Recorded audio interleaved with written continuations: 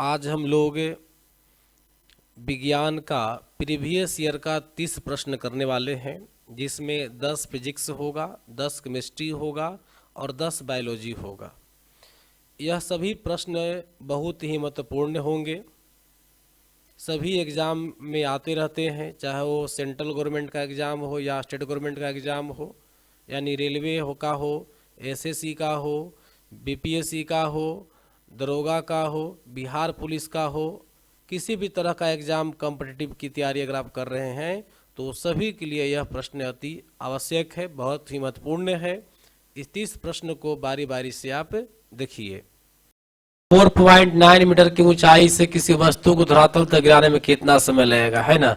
देखिए यहाँ पर 3 फॉर्मूला याद रखिएगा गति का, इसमें हाइट वाला में, ऊपर नीचे करने वाला में, ऊपर या नीचे से गति जो होगा उसमें एक होगा v बराबर u प्लस जी टी, और दूसरा होगा आपका h बराबर U T plus half G T square होगा, और तीसरा होगा आपका v स्क्वायर बराबर u स्क्वायर प्लस 2gh होगा। ठीक है। अगर बात करें हॉरिजेंटल मोशन के लिए तो उसमें 3 गति वहां भी होता है, v बराबर होता है u प्लस ए टी, दूसरा होता है एस बराबर U T plus half A T square होता है, और तीसरा होता है इसमें v स्क्वायर बराबर यू स्क्वायर प्लस 2as होता है। समझ गए बेटा। एंड याद रखना कि इसमें सिर्फ चेंजिंग क्या होता है, जो एस है वह एच बन जाता है, जो ए है वो जी बन जाता है। समझ गए, सिर्फ 2 चेंजिंग होता है। तो आइए देखते हैं, मेरे यहाँ दिया हुआ है प्रश्न में है कि हाइट बराबर दिया हुआ 4.9 मीटर और जी का मान दिया हुआ है 9.8 मीटर पर सेकंड स्क्वायर, याद रखना होता है। और आपसे टाइम पूछा जा रहा है, टाइम क्या होगा। तो देखिए h और t से संबंधित बीच वाला 2 नंबर का फॉर्मूला है, तो लगा देंगे h बराबर U T plus half A T square, तो यू तो 0 हो जाएगा, तो सिर्फ लगा देंगे हम लोग हाफ जी टी स्क्वायर। तो h का मान रखा दीजिए 4.9 बराबर क्या हो जाएगा, 1/2 गुने 9.8 गुने टी स्क्वायर, तो 2 से कट जाएगा, 4.9 मरतबे 4.9 से कैंसिल हो जाएगा, 1 मरतबे, तो टी स्क्वायर बराबर 1 हो जाएगा, यानी टी बराबर क्या हो जाएगा आंसर, टी बराबर हो जाएगा आंसर बेटा कितना, 1 सेकेंड। इसलिए आंसर क्या मारिएगा, 1 मारिएगा। क्लियर हो गया। चलो अब चलते हैं क्वेश्चन नंबर 2। किसी वस्तु पर 20 न्यूटन का बल लगाया जाता है यदि यह बल की दिशा में काम करे। यहाँ पर कुछ पॉइंट नोट कर लेना है आप लोग को। यदि इस प्रकार से बल लग रहा हो, अगर बल लग रहा है इधर इस दिशा में और विस्थापन भी दोनों सेम दिशा में, तो थीटा बराबर होता है 0 डिग्री, और इसमें जो वर्क होता है वो वर्क होता है मैक्सिमम। क्या होता है, मैक्सिमम। अगर इस प्रकार से मान लो ऑब्जेक्ट है, फोर्स लगा रहा है ऊपर की ओर, विस्थापन हो रहा है इस दिशा में, तब थीटा बराबर 90 होगा और वर्क बराबर यहाँ जो है क्या होगा बेटा, 0 हो जाएगा। अगर यह कंडीशन हो कि फोर्स लगा रहे हैं इस दिशा में और डिस्प्लेसमेंट हो रहा है इस दिशा में, मतलब थीटा बराबर होगा कितना, 180 डिग्री, तब वर्क जो होगा वह क्या होगा, मिनिमम होगा। क्लियर हो गया। इसको नोट कर लीजिए पहले आप लोग। देखो यहाँ पर क्या होता है ना कि फॉर्मूला होता है वर्क बराबर एफ कॉस थीटा होता है। तो कॉस के रिस्पेक्ट में 0 का मान सबसे अधिक होता है, कॉस के रिस्पेक्ट में 90 का मान 0 होता है, कॉस के रिस्पेक्ट में 180 का मान सबसे कम होता है, इसीलिए काम भी सबसे कम होगा।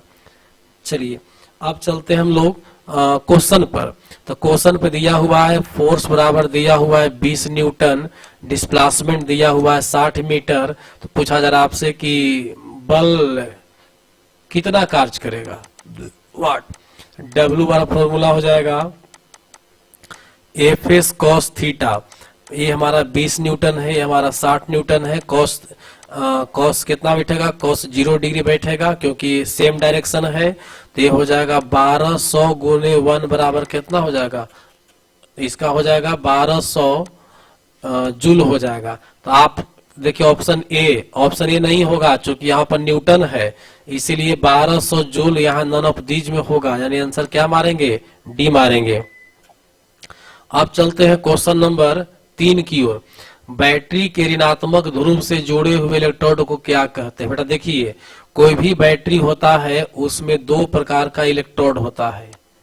कोई भी बैटरी होता है ना, उसमें 2 प्रकार का इलेक्ट्रोड होता है। एक इलेक्ट्रोड देखो यहाँ बना दिए हैं, इस प्रकार से रड हो गया, और एक इलेक्ट्रोड यहाँ बना दिए हैं इस प्रकार से।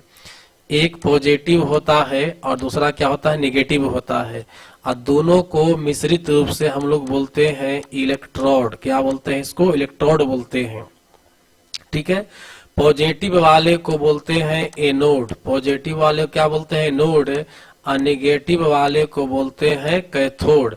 इसीलिए आंसर क्या हो जाएगा, निगेटिव से पूछ रहा है ना आपसे, तो आंसर क्या मारिएगा, कैथोड, ऑप्शन ए हो जाएगा। क्लियर हो गया? तो निगेटिव वाले क्या बोलोगे, कैथोड, निगेटिव वाले को कैथोड और पॉजिटिव वाले को एनोड बोलते हैं।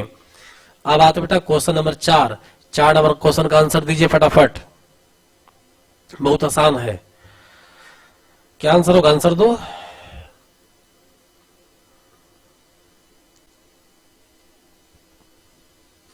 देखिए कैसे बनाइएगा। अच्छा, ये पता आप लोग को है ना कि अगर 100% अगर प्योर होगा, प्योर होता है, तब 24 कैरेट का होता है। ये आपको जानकारी है ना, 24 कैरेट का होगा, ये फाइंड आउट कर लीजिएगा।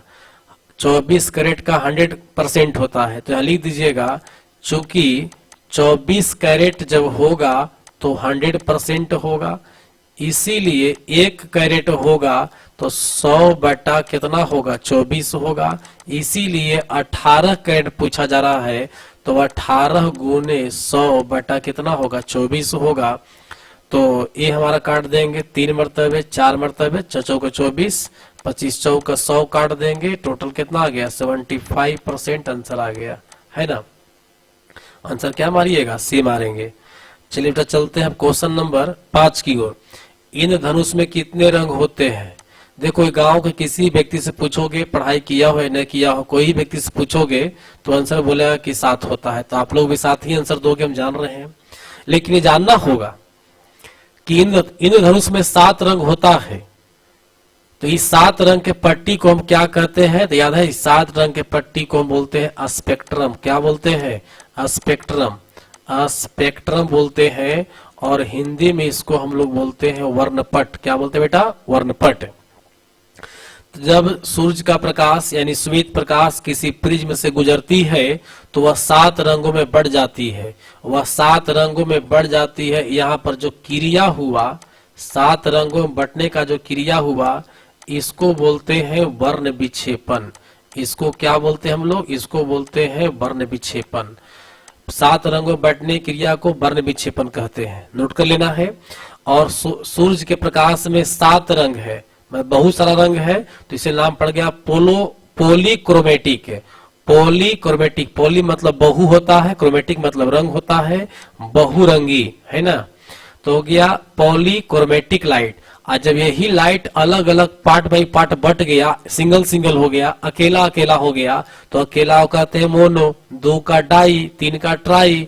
तो यहाँ हो गया मोनोक्रोमेटिक लाइट। यहाँ क्या हो गया, अलग अलग हो गया, तो नाम पड़ गया मोनोक्रोमेटिक लाइट। क्लियर हो गया बेटा। चलिए एक बात ध्यान देना, स्पेक्ट्रम या वर्णपट में सबसे ऊपर रंग का रंग क्या होता है, लाल होता है। सबसे नीचे का रंग बैगनी होता है, नोट कर लेना है। सबसे ऊपर का रंग लाल होता है, सबसे नीचे का रंग क्या होता है, बैगनी होता है। पता है, देखो तो यहाँ से जब लाइट यहाँ से चला तो सबसे ज्यादा कौन मोड़ रहा है, बैगनी मोड़ रहा है। तो बोलेंगे यहाँ कि बैंगनी का विचलन, बैगनी का विचलन अधिक होता है। नोट कर लीजिएगा, बैगनी का विचलन अधिक होता है और लाल का विचलन कम होता है, लाल का विचलन कम होता है। अब इस 7 रंग का आप लोग को स्पेक्ट्रम में देखिए वेवलेंथ भी अपना अपना है। रेड का वेवलेंथ कितना होता है 7800 एंगस्ट्रॉम, ऑरेंज का 6400, येलो का 5700, ग्रीन का 5500, ब्लू का 4800, इंडिगो का 4300, वायलेट का 3900। वायलेट को बैंगनी बोलते हैं, बैंगनी बैंगनी, इंडिगो को जामनी बोलेंगे, ब्लू को नीला बोलेंगे, ग्रीन को हरा बोलेंगे, येलो को पीला बोलेंगे, ऑरेंज को नारंगी बोलेंगे, रेड को लाल बोलेंगे। देखिए एंगस्ट्राम में 7800 एंगस्ट्राम है, लेकिन अगर मीटर में पूछा जाए तो 7.8 गुने 10 का पावर -7 होगा। कैसे निकाला गया से देखिए, 7800 एंगस्ट्राम होता है, आप जानते हैं कि एक एंगस्ट्राम का मान जो 10 का पावर -10 मीटर होता है, तो यहाँ 7800 गुने हो जाएगा 10 का पावर -10, यहाँ 2 जीरो कट जाएगा तो यहाँ बच जाएगा 8, लेकिन 78 नहीं है बल्कि 7.8 है, तो 1 जीरो और कट करके यह हो जाएगा -7। इसी प्रकार से हम सबका निकाल लीजिएगा। इस 78 है तो 7.8 हो जाएगा, 64 है तो 6.4 हो जाएगा, 39 है तो 3.9 हो जाएगा। तो वेवलेंथ आपको एंगस्ट्राम में भी दे दिए हैं और मीटर भी दे दिए हैं। क्लियर हो गया? चलिए अब देखिए बेटा कि जो हम लोग प्रकाश जो स्पेक्ट्रम होता है उसका वेवलेंथ का शुरुआत कितना से है 3900 से और लास्ट कितना 7800 तक है ना। तो नोट कर लेना है कि 3900 एंगस्ट्राम से लेकर के 7800 एंगस्ट्राम तक जो प्रकाश होता है ये वाला, इस प्रकाश को हम लोग बोलते हैं दृश्य प्रकाश। क्या बोलते हैं? दृश्य प्रकाश, विजिबल लाइट बोलते हैं। हम लोग जो किसी वस्तु को देखते हैं इसी की मदद से देखते हैं। हम लोग लाइट प्रयोग करते हैं 3900 एंगस्ट्राम से लेकर के 7800 एंगस्ट्राम तक के। इससे जो ऊपर हुआ मतलब प्लस 7800 से जो एंगस्ट्राम से ऊपर हो गया, इसको बोलते हैं अवरक्त प्रकाश। क्या बोलते हैं? अवरक्त प्रकाश। इंग्लिश में बोलेंगे इंफ्रारेड, इंग्लिश में बोलेंगे इंफ्रारेड प्रकाश, है ना, लाइट या किरण। और देखिए 3900 से जो कम हुआ मतलब -3900 से हुआ, जो इससे जो कम हो जाएगा उसको बोलते हैं पराबैंगनी। क्या बोलते हैं हम लोग? पराबैंगनी बोलते हैं, है ना। 3900 से कम हो क्या बोलेंगे? पराबैंगनी। 78 से पार क्या बोलेंगे? अवरक्त बोलेंगे। क्लियर हो गया? अब कुछ पॉइंट यहाँ पर नोट करो, लिखवाते हैं, लिखो तो। 7800 एंगस्ट्राम से 7800 एंगस्ट्राम से अधिक वाले प्रकाश को या तरंग को अवरक्त प्रकाश कहा जाता है। अवरक्त प्रकाश कहा जाता है। पृथ्वी पर तापीय प्रभाव, पृथ्वी पर तापीय प्रभाव अवरक्त प्रकाश के कारण ही उत्पन्न होती है। धरती पर जो ऑब्जेक्ट गर्म होता है धूप से, वो सब अवरक्त प्रकाश से होता है। लिखिए, पृथ्वी पर तापीय प्रभाव अवरक्त प्रकाश से उत्पन्न होती है। नेक्स्ट लिखिएगा, पराबैंगनी किरणें जिसकी तरंगदैर्घ्य 3900 एंगस्ट्राम से कम होती है, जिसकी तरंगदैर्घ्य 3900 एंगस्ट्राम से कम होती है। पराबैंगनी किरणें जीव जंतुओं के लिए घातक होती है। पराबैंगनी किरणें जीव जंतुओं के लिए घातक होती है। अगला पॉइंट, पराबैंगनी से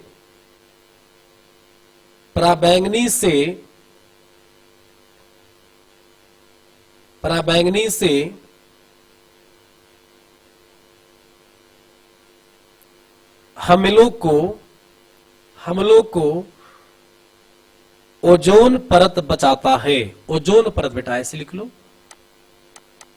ओजोन परत बचाता है। ओजोन परत बचाता है। ओजोन परत में ओजोन गैस की प्रधानता होती है। प्रधानता मतलब अधिक होती है। ओजोन परत में ओजोन गैस की प्रधानता होती है। ओजोन परत में ओजोन गैस की प्रधानता होती है और ओजोन गैस का सूत्र O3 होता है। और ओजोन गैस का सूत्र O3 होता है। O3 होता है।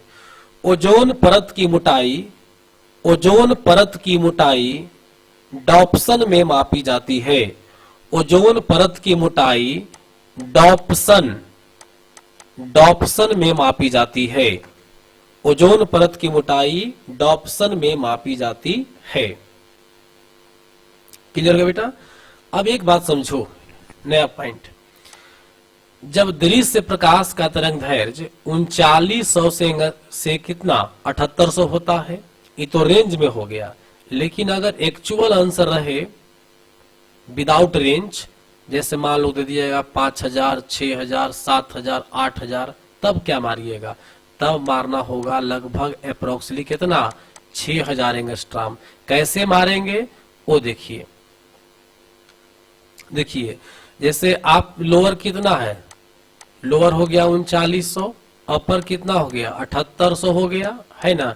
दोनों का एवरेज निकाल दीजिए तो 3900 प्लस 7800 बटा 2 होगा एवरेज में, तो ये आ जाएगा जानते हैं कितना 5850 एंगस्ट्रॉम आ जाएगा। इसी को राउंड फिगर में हम लोग 6000 एंगस्ट्रॉम लेकर चलते हैं। समझ गए? तो अगर डायरेक्ट अगर रेंज में ना हो तो आप डायरेक्ट दृश्य प्रकाश का तरंग दैर्घ्य कितना मारिएगा 6000 मारिएगा। तो नोट कर लीजिए, दृश्य प्रकाश का तरंग दैर्घ्य 3900 एंगस्ट्रॉम से 7800 एंगस्ट्रॉम तक होती है। दृश्य प्रकाश का तरंग दैर्घ्य 3900 एंगस्ट्रॉम से 7800 एंगस्ट्रॉम तक होती है, या 6000 एंगस्ट्रॉम या 6000 एंगस्ट्रॉम होती है। हो गया? चलिए अब यहां पर कुछ पॉइंट देखिए। सबसे ज्यादा तरंग दैर्घ्य किसका है? लाल का है, रेड का है, और सबसे कम किसका है? बैंगनी का है। तो इस पर भी कुछ पॉइंट लिखा जाए, नोट कीजिएगा। लाल रंग के प्रकाश का तरंग दैर्घ्य, लाल रंग के प्रकाश का तरंग दैर्घ्य, लाल रंग के प्रकाश का तरंग दैर्घ्य सबसे अधिक होती है, सबसे अधिक होती है, इसलिए इसमें एनर्जी अधिक होती है, इसलिए इसमें एनर्जी अधिक होती है, इसलिए इसमें एनर्जी अधिक होती है, और इसका विचलन कम होता है। और इसका विचलन और प्रकीर्णन दोनों कर दो, और इसका विचलन और प्रकीर्णन, और इसका विचलन और प्रकीर्णन कम होता है। देखिए विचलन का मतलब होता है मुड़ना। यहां से देखो तो पॉलीक्रोमेटिक लाइट जब आया, सूरज का प्रकाश जब आया, श्वेत प्रकाश, तो सबसे ज्यादा कौन मुड़ रहा है? देखो सबसे ज्यादा यहां से मुड़ करके नीचे आ गया बैगनी, और रेड जो है ना ऊपर ही रह गया। सबसे कम कौन मुड़ा है? रेड मुड़ा है, सबसे कम मुड़ा है ना। तो इसी को बोलेंगे विचलन मीन्स होता है मुड़ना। नोट कर ले बेटा, विचलन, विचलन का मतलब विचलित हो जाना, अपने मिशन से, अपने लक्ष्य से मुड़ जाना।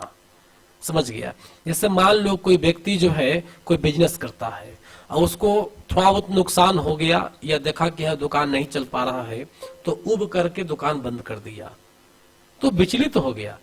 या उसको लगा कि हम दूसरा काम करें तो अच्छा पैसा कमाएंगे, तो विचलित हो गया।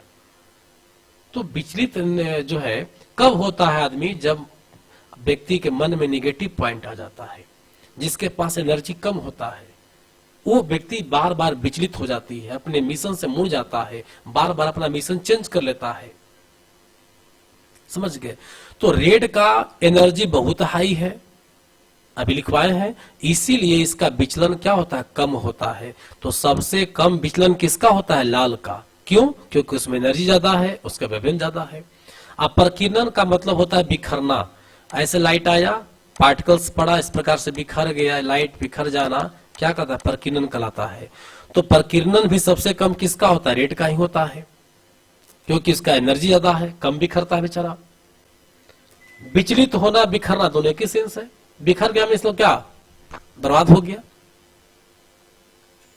समझे? तो इस प्रकार से कुछ पॉइंट नोट करिएगा। हाँ, इसका विचलन और प्रकीर्णन कम होती है, इसलिए यह दूर तक, इसलिए यह दूर तक जा सकती है, इसलिए यह दूर तक जा सकती है। इसलिए यह दूर तक जा सकती है। इसी गुण के कारण खतरा के निशान में लाल रंग का प्रकाश प्रयोग में लाया जाता है। खतरा के निशान में लाल रंग का प्रकाश प्रयोग में लाया जाता है। हो गया। अच्छा देखिए, सुबह में जैसे मान लो कि पृथ्वी है और सूरज, आपका घर यहाँ है और सूरज अभी यहाँ है, सन यहाँ तिरछे अभी आने वाला ऊपर में है, तो लाइट जो है तिरछे जाता है वायुमंडल क्रॉस करके इस प्रकार से। तो लाइट तिरछे जाने से क्या होता है कि लंबी दूरी हो जाती है, और जब दोपहर के टाइम में सूरज सामने होता है, सामने लाइट मारता है, तो दोपहर मॉर्निंग में लंबी दूरी के कारण सुबह में लंबी दूरी के कारण जानते हैं इसमें जो है से वायलेट, इंडिगो, ब्लू, ये सब जो नीचे कम तरंग दैर्घ्य प्रकाश है वो जानते हैं वो आसमान में ही बिखर जाता है इस प्रकार से। लेकिन लाल रंग जानते हैं इसका वेवलेंथ तो ज्यादा है, ये दूर तक पहुंच जाएगा, यहाँ तक पहुंच जाता है रेड कलर, इसीलिए मॉर्निंग में सूरज कैसा दिखता है, लाल दिखता है। समझ गए। और हमारा आसमान का रंग जो नीला दिखता है वो प्रकीर्णन के कारण, ब्लू, नीला, इंडिगो, वायलेट, ये सब जो है ना आसमान में बिखरे हुए रहते हैं, धरती पर पूरा पहुंचता नहीं है। धरती पर मुख्य रूप से एक रेड कलर ही जो है जो पूरी तरह से पहुंच पाता है, बाकी सब कलर है ना आसमान में बिखरे हुए रहते हैं, इसीलिए आसमान का रंग कैसा दिखता है, नीला। लेकिन जानते हैं अंतरिक्ष में आकाश का रंग पूछा जाए आपसे, अंतरिक्ष का रंग अगर पूछा जाए आपसे कि अंतरिक्ष का रंग कैसा होगा, अंतरिक्ष का रंग आपसे पूछा जाए तो क्या बोलिएगा, काला बोलिएगा, क्योंकि वह प्रकाश का प्रकीर्णन नहीं होता है। बेटा चलो अब चलते हैं क्वेश्चन नंबर 6 की ओर। रॉकेट किस सिद्धांत पर काम करती है? चलो बहुत प्रचलित क्वेश्चन, फटाफट आंसर दीजिए बेटा। देखो एक पे ध्यान देना बेटा, रॉकेट जो है इस प्रकार का है, ये वाला देखो रॉकेट, इसका कहीं भी देखिएगा फिगर का रॉकेट का ना तो हमेशा जो है जनरली खड़ा ही बनाया जाता है, समझ गए इस प्रकार से।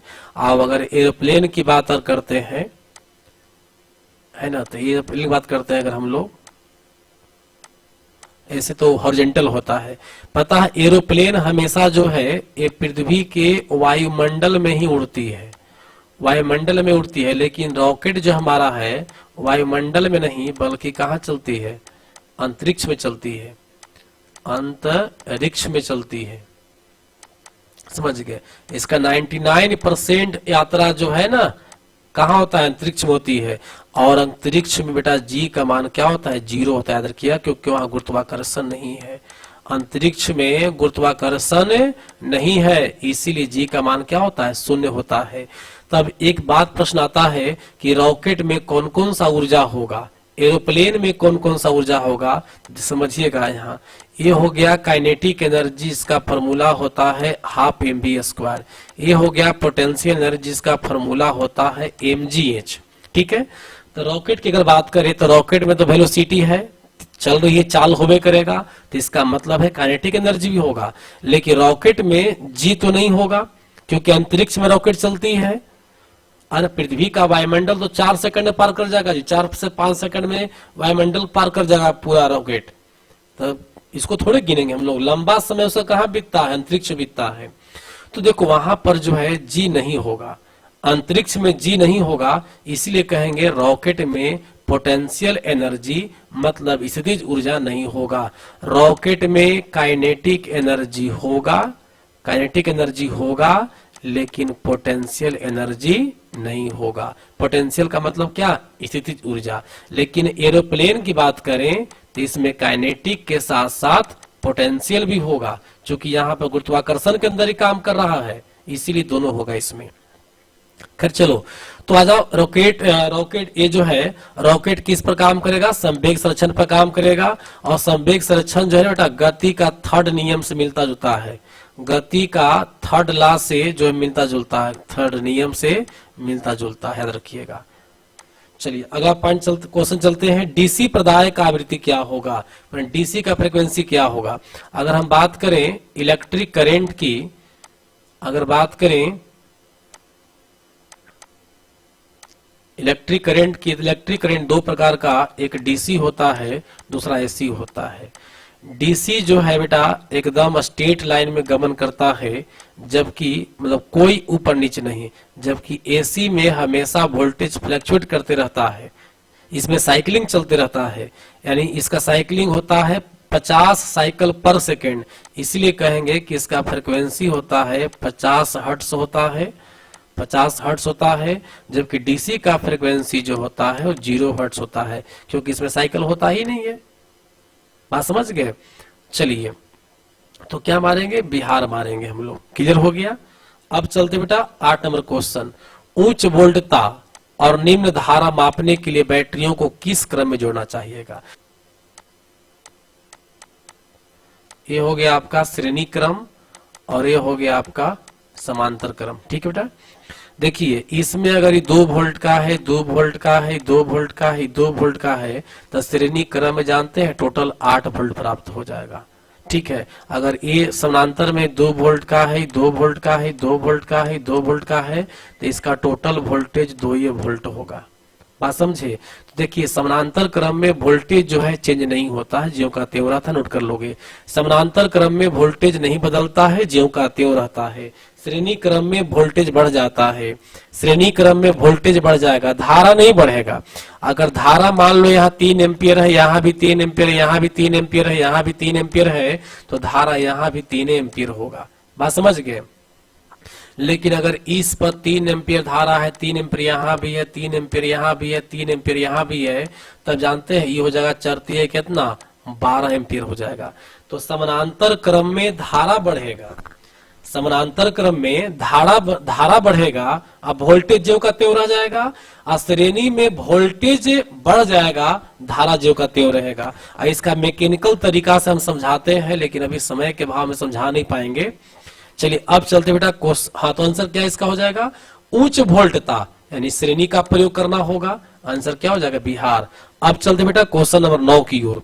चलो फटाफट आंसर दो। तो बल और बल भुजा का गुणनफल क्या कहलाता है।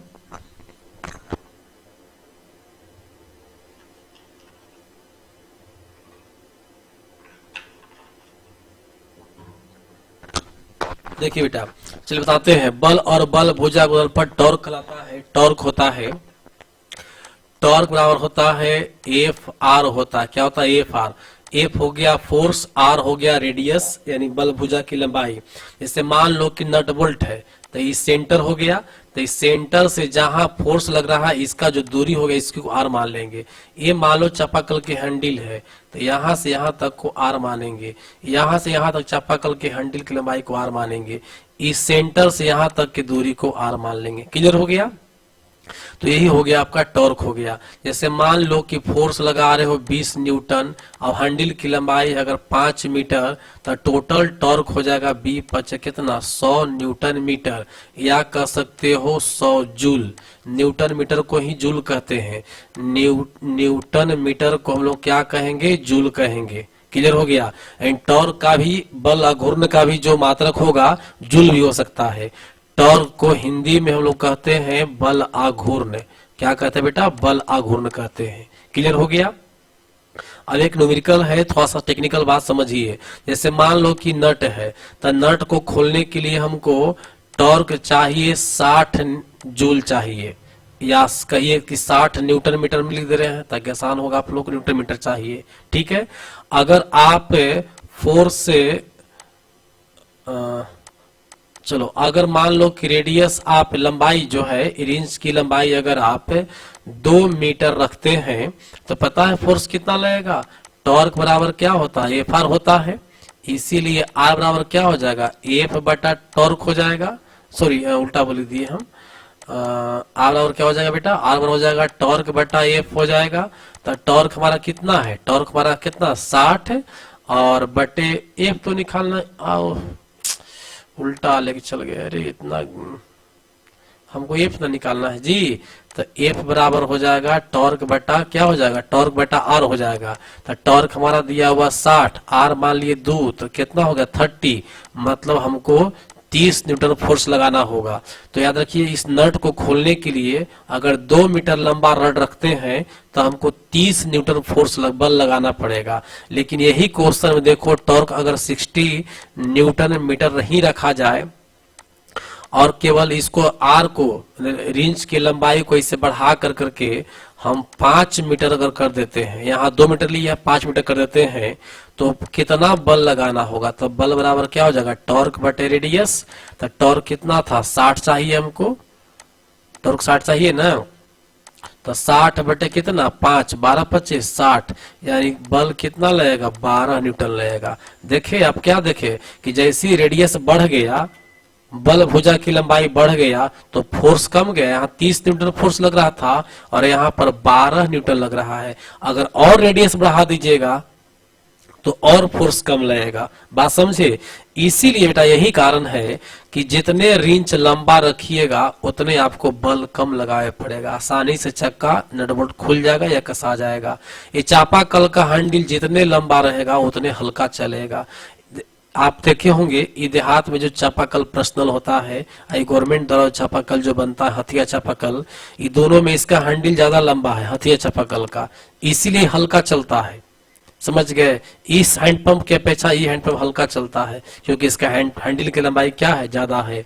बड़े बड़े गाड़ियों की हैंडल की लंबाई जो ये डायमीटर होता है, रेडियस जो होता है वो बड़ा होता है। ट्रक का बस का हैंडल बड़ा क्यों होता है, क्योंकि रेडियस बढ़ जाएगा तो ड्राइवर को कम फोर्स लगाना पड़ेगा।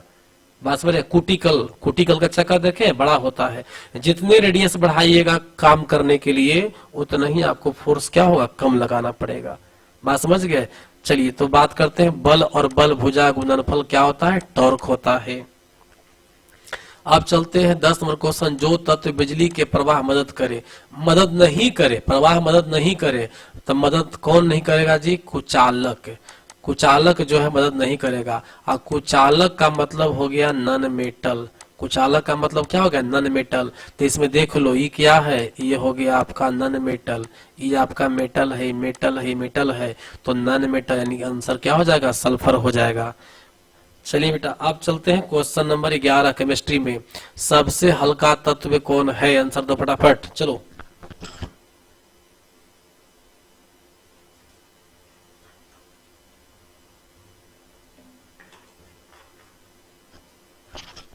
चलिए हाँ राइट, सही आंसर क्या होगा ए होगा। कुछ पॉइंट लिखे तो फटाफट यहाँ लिखवाते हैं।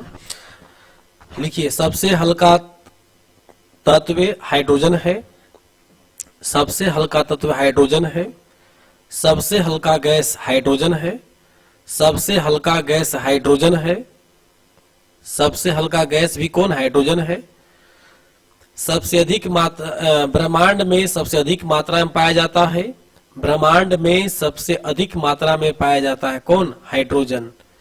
ब्रह्मांड में सबसे अधिक मात्रा में पाया जाता है हाइड्रोजन। लिख लीजिए आगे।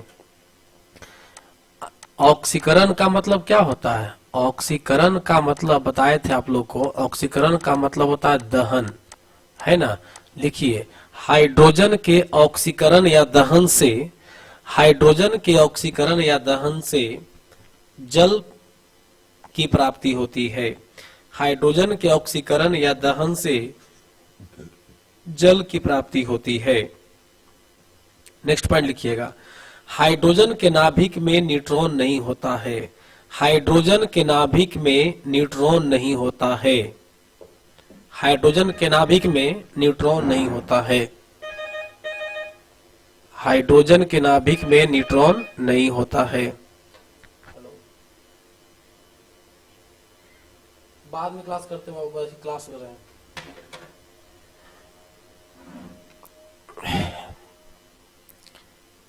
हाइड्रोजन के नाभिक में न्यूट्रॉन नहीं होता है, नोट कर लीजिए बेटा। लेकिन जानते हैं इसका ड्यूटेरियम और ट्राइटेरियम जो समस्थानिक है उसमें न्यूट्रॉन होता है।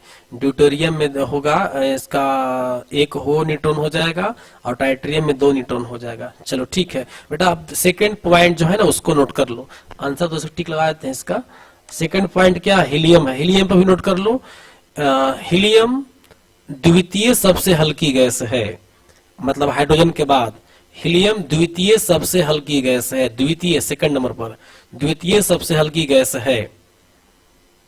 यह निष्क्रिय गैस है, यह निष्क्रिय गैस है। आगे लिखिएगा,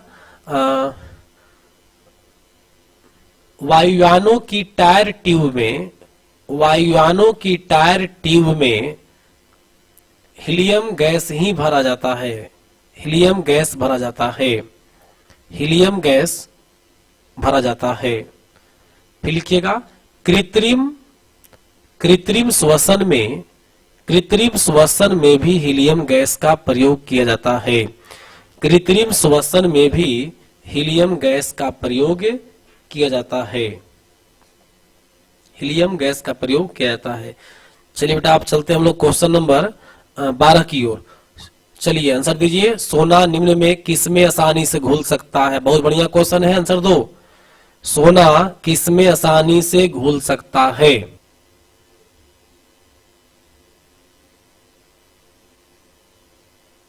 चलो राइट आंसर इसका होगा बेटा अम्लराज। 12 का आंसर क्या होगा? सी होगा। अब पता है अम्लराज किसका मिश्रण है?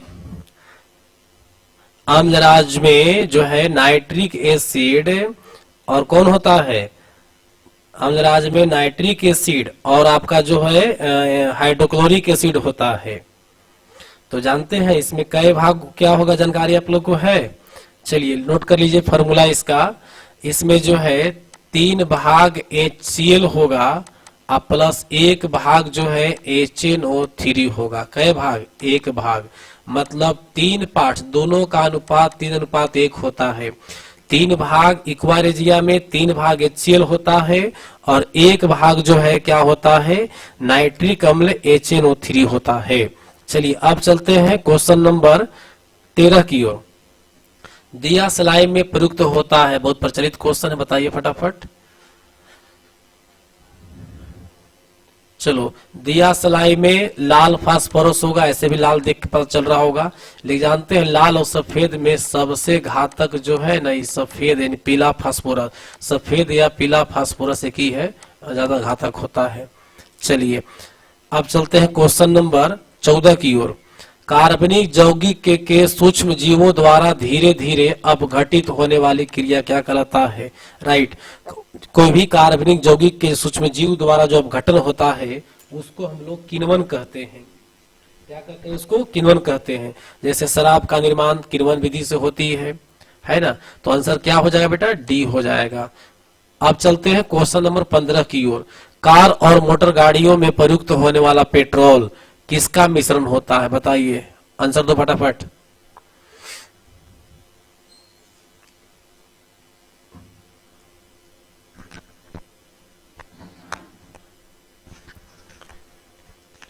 चलिए देखिए बेटा, पेट्रोल जो होता है, पेट्रोलियम, वो होता है हाइड्रोकार्बन। क्या होता है? हाइड्रोकार्बन, मतलब हाइड्रोजन और कार्बन से मिला हुआ है, इसलिए आंसर क्या मारेंगे? सी मारेंगे। अब बताइए, पेट्रोल में विषैला मिश्रित पदार्थ होता है, पेट्रोल में विषैला मिश्रित पदार्थ क्या होता है?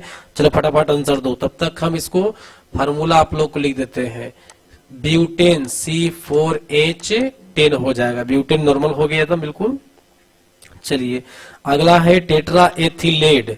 तो एथिलेड के लिए यहाँ पर लगा टेट्रा लगा हुआ है, 4 गुना लग जाएगा, तो हो जाएगा C8H20 से PB। ये हो गया टेट्रा एथिलेड का। ऐसे एथिलेड का केवल होता है C2H5PB, है ना? टेट्रा एथिल का, टेट्रा एथिल विषैला था, ठीक है। चलिए अगला है नाइट्रोटोल्यूबिन। अगर इसमें अगर ट्राई शब्द जोड़ दीजिएगा तब इसका पूरा नाम हो जाएगा TNT, ट्राई नाइट्रोटोल्यूबिन। अब इसका फॉर्मूला हो जाएगा बेटा किसका? इसका मतलब ट्राई नाइट्रोटोल्यूबिन का हो जाएगा फॉर्मूला C7H5N3O6 हो जाएगा। और ये भी जो है ना 2 प्रकार का होता है, मतलब 2 कैरेक्टर से पाया जाता है। एक्सप्लोसिव, एक्सप्लोसिव होता है, मतलब ये होता है विस्फोटक होता है, और टॉक्सिक भी होता है। टॉक्सिक मतलब विषैला भी होता है, जहरीला, विषैला, विषैला भी होता है, नोट कर लीजिएगा। और डीडीटी ये भी विषैला ही पदार्थ है, डीडीटी, जिसका फॉर्मूला नोट कर लो, इसको भी नोट करो, काले छोड़ दोगे, C14H9 क्लोरीन 5। इसको हम लोग प्रयोग करते हैं खास करके पीड़कनाशी के रूप में कीड़ों को मारने के लिए। चलिए बेटा, तो आंसर, हाँ देखिए आंसर हो जाएगा बिहार, टेट्रा एथिलेड। लेड जो है ना, यही पेट्रोल में होता है जो एकदम जहरीला वातावरण काफी दूषित करता है। पेट्रोल पंप जाते होंगे तो जहां बढ़िया पेट्रोल है, हाई क्वालिटी वाला प्रीमियम पेट्रोल, उस पर लिखा हुआ रहता है सीसा रहित पेट्रोल, या लिखा रहेगा लेडलेस पेट्रोल, मतलब वो पेट्रोल में लेड नहीं है, सीसा की मात्रा नहीं है। लेड का हिंदी सीसा होता है। चलिए अब चलते हैं क्वेश्चन नंबर 17। क्षारीय विलयन का पीएच मान होता है। क्षारीय विलयन का पीएच मान कौन होगा, फटाफट बताओ, फटाफट, कई बार हो चुका है डिस्कशन इस पर। चलो आंसर होगा बेटा बिहार, 7 से अधिक जो होगा यह क्या होता है, क्षारीय होता है, और 7 से क्या कम जो होगा वो क्या होगा, अम्लीय होगा, और जिसका पीएच मान 7 होता है क्या होता है, उदासीन होता है। चलिए अब चलते हैं क्वेश्चन नंबर 18। ठंडे प्रदेशों में मोटर गाड़ियों के रेडिएटरों में किस द्रव का प्रयोग होता है। देखिए आज के ठंडा के प्रदेश में गाड़ी में खास करके रेडिएटर में एल्कोहल का प्रयोग होता है। तो इसमें एक ही एल्कोहल दिख रहा है, डी वाला है ना, तो इसलिए आंसर क्या मार देंगे, डी, इथिलीन ग्लाइकोल। चलिए अब बताते हैं कि आखिर के हम लोग ठंडा प्रदेश में के गाड़ी के रेडिएटर में एल्कोहल का प्रयोग क्यों करते हैं, क्योंकि एल्कोहल जो है ना पानी से बहुत बाद में जमता है। पानी तो 0 पर जम जाएगा ना, एल्कोहल माइनस में जमता है, समझ गए, -10 से ऊपर ही में जमता है। तो जिससे क्या होगा, पानी अगर डाल कर रखिएगा तो गाड़ी रात्रि में जब विश्राम पे रहेगी तो पानी जमने के बाद उसका आयतन बढ़ जाएगा। पानी जमता है तो आयतन बढ़ जाता है, आप भी जानते हैं।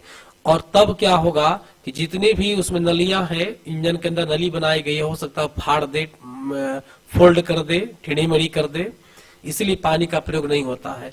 अल्कोहल जो है ना बहुत बाद में जमता है, काफी ठंडा होगा तब जमेगा, इसलिए अल्कोहल का प्रयोग करते हैं लोग। बेटा देखते हैं, चलो हम लोग डिस्कस करते हैं यहाँ पर। अब सबका फार्मूला नोट कर लो ना, क्लोरोफॉर्म है ना, तो क्लोरोफॉर्म का नोट कर लो फार्मूला वगैरह सबका।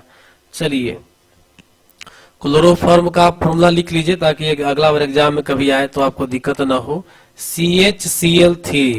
CHCl3 और जानते हैं टॉक्सिक होता है, ये भी जहर होता है, समझ गया ना।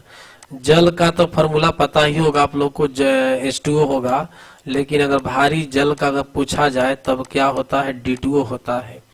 और फिनॉल का अगर फार्मूला पूछा जाए बेटा आप लोग से तो C6 से H6 से और O होता है, C6H6 और O होगा किसका, फिनॉल का। और इथिलीन ग्लाइकोल का है तो इसका हो जाएगा C2H6 से O2 होता है, नोट कर लीजिएगा इसको। अच्छा, और रेडिएटर के साथ साथ जानते हैं और कई जगह यूज करते हैं इसको, हम लोग नोट कर लो, लिखवा दे रहे हैं। लिखो, स्टंप का नाम सुने हैं, स्टंप पैड जो नहीं होता है जिसमें मुहर लगाने के लिए प्रयोग करते हो, तो उसका इंक इसी का बना होता है। फिर बोल सकते हैं हम लोग कि बॉल पॉइंट पेन का जो इंक है इसी का बना होता है। तीसरा प्रयोग लिख सकते हो, सोलवेंट का निर्माण भी करते हैं। सोलवेंट का मतलब पेंट को गलाने उलाने के लिए, पेंट को हटाने के लिए सोलवेंट का प्रयोग कर सकते हैं, या पेंट का भी निर्माण करते में प्रयोग करते हैं इसको हम लोग, किसको, इथिलीन ग्लाइकोल को। ठीक है बेटा, चलिए अब चलते हैं क्वेश्चन नंबर 19। सबसे अधिक संख्या में निम्न में किसका यौगिक है, बताओ। Nitrogen, hydrogen, carbon, sulphur. सबसे अधिक जो है कंपाउंड का निर्माण कौन करता है, बहुत बीबी आई है, हाल फिलहाल में आपको पढ़ाए अभी हम। चलिए बताइए, राइट आंसर क्या होगा, सी, कार्बन होगा। अब चलो बेटा, सिंदूर का रासायनिक सूत्र क्या होता है, रासायनिक नाम बताइए क्या होगा। Calcium carbonate, mercuric sulphide, potassium nitrate, sodium chloride. चलो आंसर दो भाई। सिंदूर तो हर घर में लोग, महिलाएं लोग करती है, जो विवाहित महिला है सब लोग सिंदूर करती है ना। तो उनसे पूछो ना भाई कि सिंदूर का रासायनिक नाम क्या होता है।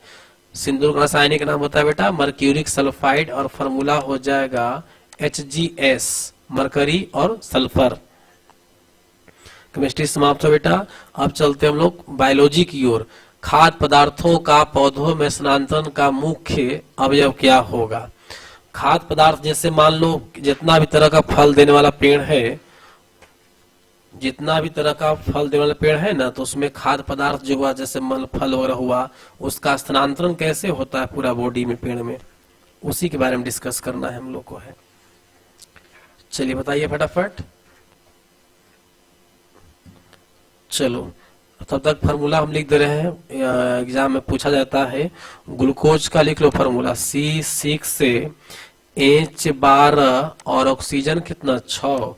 स्टार्च या मंड, इसको मंड भी कर लो कोस्ट में ना, कोस्ट में कहने गए यार। एक्चुअली मैं थोड़ा सा आज बहुत डिस्टर्ब हम है, बिजली के लेकर बहुत डिस्टर्ब थे। मंड, मंड जो है, मंड का फार्मूला होता है C6 से H10 और O5। आज बिजली बहुत फ्लक्चुएट कर रही थी, इसीलिए आज जो है ना क्लास में विलंब हुआ, इसके लिए मैं क्षमा प्रार्थी हूँ। बाकी आप लोग मैनेज कीजिएगा। सुक्रोज का हो जाएगा सी कितना C12, और हाइड्रोजन हो जाएगा 22, ऑक्सीजन हो जाएगा 11 सुक्रोज का। अब प्रोटीन का जो है ना, आगे फंक्शनल फॉर्मूला लगेगा और पीछे लग जाएगा इसका CHNH2 और COOH लग जाएगा, OH ऑक्जेलिक एसिड। चलिए ये हो जाएगा। हाँ, तो बात आया था कि पौधों में भोजन का स्थानांतरण कैसे होता है बेटा, तो ये होगा सुक्रोज के माध्यम से होता है। किसके माध्यम से? सुक्रोज के माध्यम से। अब चले क्वेश्चन 22। एक स्वस्थ मनुष्य का रक्तचाप, रक्तचाप का मतलब ब्लड प्रेशर मतलब बीपी कितना होता है, तो बताओ फटाफट आंसर करो। देखो ये जो है डिजिटल मशीन है ना, डिजिटल मशीन हो गया, ये मैनुअल हो गया, ये मैनुअल हो गया, समझ गया। मैनुअल जानकार लोग ही यूज करते हैं और डिजिटल तो कोई भी यूज कर लेता। हालांकि जानते हैं डिजिटल जो है ना सफिशिएंट नहीं है, सही डेटा नहीं दे पाता है। बेटर कौन है? मैनुअल वाला। चलिए अब आते हैं, देखते हैं यहाँ पर आंसर हो जाएगा बेटा बिहार 120/80। सिस्टोलिक प्रेशर 120 होगा और डायस्टोलिक प्रेशर कितना होगा? 80 होगा। चलिए अब चलते हैं, मनुष्य के मस्तिष्क का सबसे बाहरी झिल्ली क्या होगा। मस्तिष्क का जो झिल्ली है मस्तिष्क में, हड्डी के नीचे, असल के नीचे, उसमें 3 लेयर होता है। एक होता है पिया मैटर, ड्यूरामेटर और होता है एंड्रोक्राइड होता है। थोड़ा सा हिंदी में यहाँ गलत लिखा गया, यहाँ भी गलत है, हालांकि ठीक है ना, मीटर गलत लिखा गया है। देखो पिया मैटर का मतलब होता है PAMATER, पिया मैटर हो गया। ये हो गया DURA, ड्यूरा मैटर हो गया। और एस्क्राइड हो गया, देखिए ये हो गया ARACHNOID। चलिए ये नाम सुधार लीजिए बेटा थोड़ा सा, है ना। 3 लेयर होता है। ये इसको फिगर के माध्यम से देखते हैं। पहले आंसर देख लो इसको। सबसे बाहरी झिल्ली जो होता है वो ड्यूरामीटर होता है। क्या होता है? ड्यूरामीटर। आंसर क्या हो जाएगा? C हो जाएगा। आइए एक इसको डायग्राम के माध्यम से समझते हैं। देखो मस्तिष्क को यहाँ काट करके जूम कर दिखला रहे हैं। सबसे ऊपर में जो आप देख रहे हैं पीला पीला हल्का कलर का, ये हमारा बोन हो गया, अस्कल बोन बोलते हैं इसको। क्या बोलते हैं? अस्कल, यानी खोपड़ी हमारा हो गया, ये खोपड़ी हड्डी हो गया, ठीक है। और इसके बाद जो ये दिख रहा है नहीं वाला, सबसे यही 3 गो झिल्ली है। देखो एक ये हो गया, एक ये झिल्ली हो गया, और एक बीच में कलर चेंज कर दे रहे हैं। देखिए ये कलर ही चेंज कर दे रहे हैं, देखो ये वाला। तो 3 लेयर हो गया बेटा, है ना। क्या लेयर हो गया? 3 लेयर हो गया। एक लेयर ये वाला हो गया पूरा, एक लेयर ये वाला पूरा हो गया, एक लेयर ये वाला, 3 लेयर हो गया। तो सबसे जो नीचे है वो है पिया मैटर, अंदर में इनर है, इनर है पूरा, इनर हो गया। अब मिडिल में जो हो गया एंक्रोवाइड हो गया, मिडिल में कौन हो गया, एंक्रोवाइड हो गया, है ना। आउट सबसे बाहर में जो हो गया आउटर जो हो गया, आउटर कौन हो गया, ड्यूरा हो गया। तो सबसे बाहरी में कौन हो गया, आउटर झिल्ली हो गया। 3 प्रकार का मेम्ब्रेन, मतलब हमारा ब्रेन जो है, हमारा जो मस्तिष्क होता है, मस्तिष्क के ऊपर में 3 प्रकार का झिल्ली है, मेम्ब्रेन है, और तब ऊपर से खोपड़ी है, तब जा खोपड़ी हड्डी, और उसके बाद स्किन है, उसके बाद जाकर के बाल मिलता है। कयक लेयर में हमारा ब्रेन जो है ना बंधा हुआ होता है। चलिए ठीक है, अब चलते हैं हम लोग नेक्स्ट क्वेश्चन की ओर। छाया में पनपने वाले पौधों को क्या कहा जाता है? चलिए आंसर दीजिए फटाफट। देखो यहाँ पर हिलियो नहीं, यहाँ पर होगा बल्कि हैलो होना चाहिए, हैलोफाइट्स, हैलोफाइट्स होगा। तो हैलोफाइट्स जो होता है वो एक प्रकार का साल्ट है, लवण है, लवण युक्त मिट्टी जो होती है, जो मिट्टी नमकीन होता है, उसमें जो प्लांट पाए जाते हैं उसको हैलोफाइट्स कहते हैं। थियोफाइट्स जो है, थियो नहीं होता है, थ्रो होता है, THERO, थीरोफाइट्स, थीरोफाइट्स होता है। ये जो जानते हैं वन सीजनली होता है, वन सीजनली होता है, समझ गए। और ये हो गया सियोकाइट्स, ये हो गया आपका सियोकाइट्स हो गया, जो जानते हैं कहाँ उपजता है, छाया में। तो इसलिए छाया ही पूछ रहा है, तो आंसर क्या मार देंगे, सी। एक बार फिर से रिकॉल कर लो, हैलोफाइट्स साल्ट वाला, नमक में, ये बहुत VVI पॉइंट है, इसको नोट कर लीजिएगा। नमक युक्त या लवण युक्त मिट्टी में कौन पौधा पाया जाएगा, हैलोफाइट्स। चलिए अब चलते हैं क्वेश्चन नंबर 25। मनुष्य में मुख्य श्वसन अंग कौन है? आंसर दो, बहुत इजी क्वेश्चन है, फटाफट आंसर दीजिए।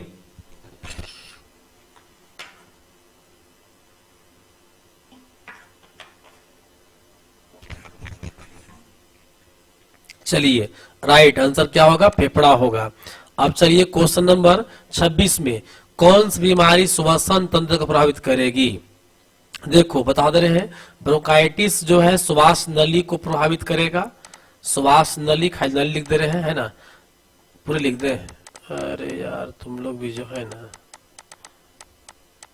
चलिए ये प्रभावित करता है श्वास नली को, है ना।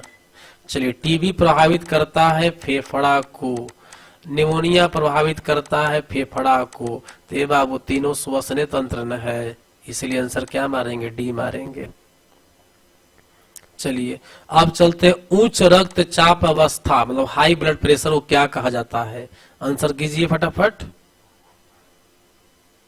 चलो आंसर देते हैं बेटा, टाइम अधिक हो रहा है थोड़ा सा, इसलिए फास्ट करो। 27 का आंसर सी हो जाएगा, हाइपरटेंशन। उच्च बीपी वाले को क्या बोलते हैं, हाइपरटेंशन। क्वेश्चन नंबर 28, मछलियों में उत्सर्जित पदार्थ क्या होता है? तब तक आप लोग आंसर कीजिए, हम उसको सोल्व करते हैं।